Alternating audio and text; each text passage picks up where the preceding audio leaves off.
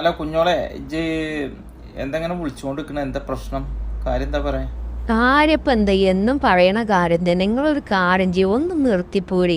എത്ര കൊല്ലായി ഇപ്പം അവിടെ ഇങ്ങനെ ഒറ്റക്ക് നിൽക്ക്. ഞമ്മക്കും വേണ്ട ഒരു ജീവിതമൊക്കെ. ആ പോരാ, നിർത്താനൊക്കെ ആഗ്രഹമില്ലാണ്ടല്ലടി.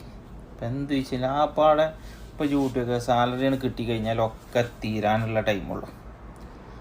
കറണ്ട് ബില്ല്, സ്കൂൾ ഫീസ്, കുട്ടികളെ ബസ്സിൻ്റെ ഫീസ്, അങ്ങനെ പെരയ്ക്കുള്ള സാധനങ്ങൾ, പിന്നെ എൻ്റെ സാധനങ്ങൾ, ഇതൊക്കെ വാങ്ങിച്ച് തീരുമ്പോൾ നമ്മളെ കയ്യിൽ പൈസ ഇല്ലാതാവും. പിന്നെ ഇവിടെ തന്നെ മെച്ചമായിട്ട് തോന്നുക. ഇനിയിപ്പോൾ നാട്ടിൽ വന്നു കണ്ടൊരു പണിയെടുക്കണം എന്ന് പറഞ്ഞാൽ അതൊന്നും നടക്കില്ല. അതൊക്കെ നിങ്ങൾ വെറുതെ പറയണം.